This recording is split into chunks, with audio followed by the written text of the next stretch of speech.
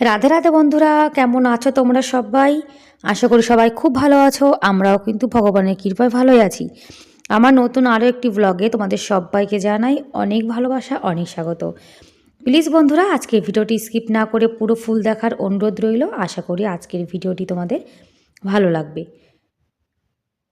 আর সকালে উঠে কিন্তু আমার আশিবাসি কাজ সবই হয়ে গেছে। তা ভাবলাম যে ঘরটা এখন গুছিয়ে নিই। আর ঘর বাড়ি গোছানো গাছানো থাকলে যেন তো নিজের মনটায় না একটা শান্তি শান্তি ভাব লাগে।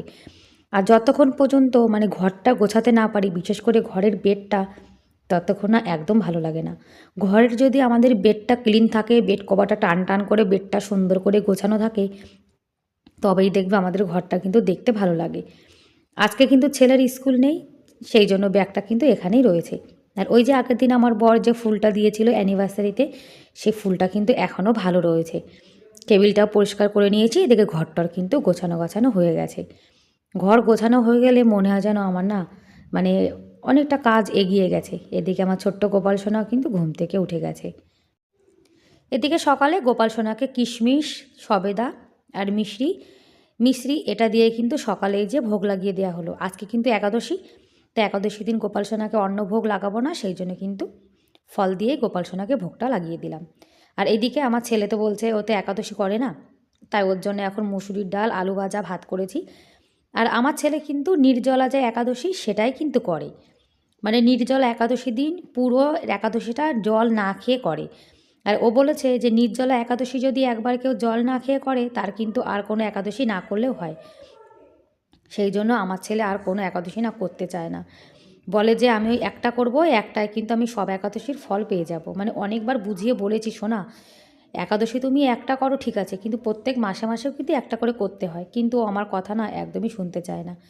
তা ভাবলাম যে আরও একটু বড় হোক, তখন থেকে না মাসে একটা করে একাদশীকে করাবো।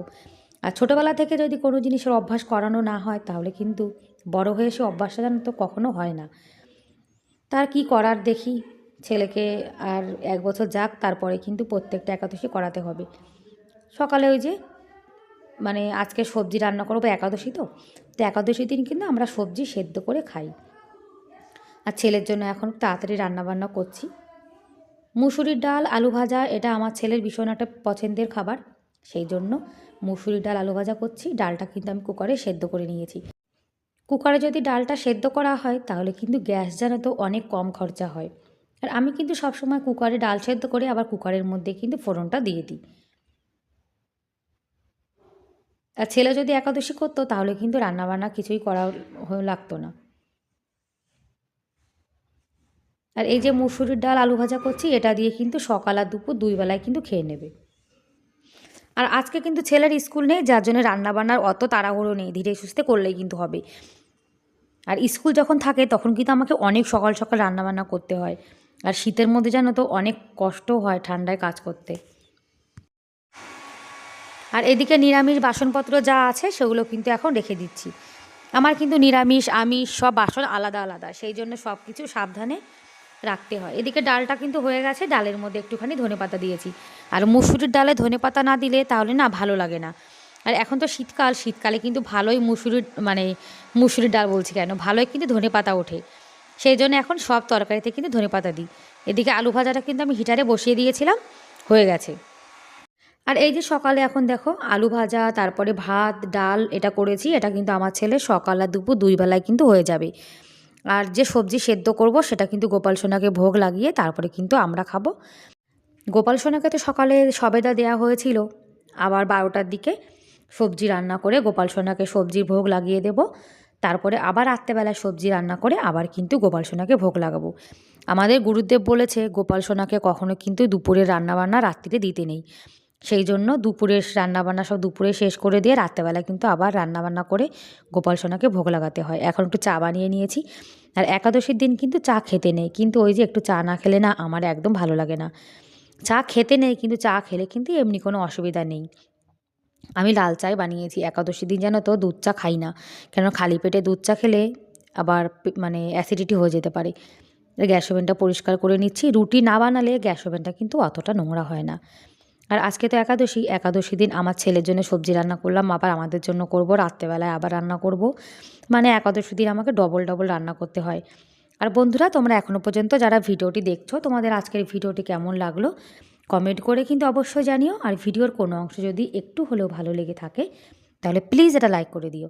আর আমার চ্যানেলে তোমরা আজকে যারা নতুন আর ভিডিওটি দেখছো, তোমরা যদি এরকম ভিডিও দেখতে পছন্দ করো তাহলে কিন্তু চাইলে আমার এই ছোট্ট চ্যানেলটিকে সাবস্ক্রাইব করে আমার এই ছোট্ট পরিবারের পাশে থেকে যেতে পারো। আর এই কাজটি যারা অলরেডি করে দিয়েছো তাদেরকে অসংখ্য ধন্যবাদ। তোমরা যারা আমার ভিডিও দেখো, সুন্দর সুন্দর কমেন্ট করো, তোমাদেরকে কিন্তু অনেক অনেক ধন্যবাদ, অনেক ভালোবাসা মন থেকে। রান্নাবান্না করার পরে ওই যে দেখো এক সাইডে রেখে দিয়েছি, আর এখন একটা ভেজা কাপড় দিয়ে পুরো কিচেন কাউন্টারটা মুছে নিচ্ছি। আর এখানে যে ডাব্বাটা ছিল সেটা কিন্তু ওই যে মানে ফুলদানি বানিয়ে রেখে দিয়েছি, আর ঢাকনাটা কিন্তু এখানেই রয়েছে। ফুলটা যখন খারাপ হয়ে যাবে তখন আবার এখানে ওই ডাব্বাটা নিয়ে আসবো। ব্যাস, রান্নাঘরটাও কিন্তু সব গোছানো হয়ে গেছে। একটু পরে কিন্তু আমাদের জন্য আবার একাদশী সবজি রান্না করব। এই যে কুমড়ো দিয়ে, আলু দিয়ে, লাউ দিয়ে সবজি করব। এবার না কাঁচকলা পাইনি, কাঁচকলা পেলে একটু কাঁচকলা দিলে আর একটু ভালো লাগতো। সবজি কিন্তু রান্না হয়ে গেছে। ঠান্ডা করে একটা তুলসী পাতা দিয়ে, বাদাম দিয়ে আমার ছোট্ট গোপাল সোনাকে এখন ভোগ লাগিয়ে দেবো। তুলসী পাতা ছাড়া কিন্তু গোপাল সোনা ভোগ লাগে না। গোপাল সোনাকে ভোগ লাগিয়ে তারপরে কিন্তু আমরা সেবা করে নেব। সেবা করে তারপর দেখো পুরো মেঘলা ওয়েদার, পুরো মানে অন্ধকার অন্ধকার রয়েছে।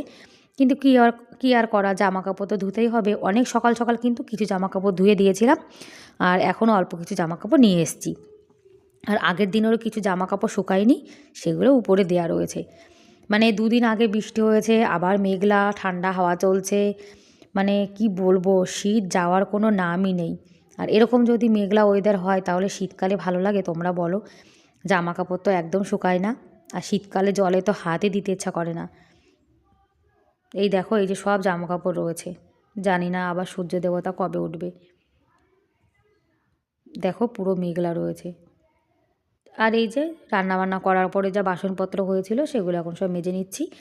জলটা এত ঠান্ডা, সেই জন্য গরম জল নিয়ে তারপরে বাসনগুলো মেজে নিচ্ছি।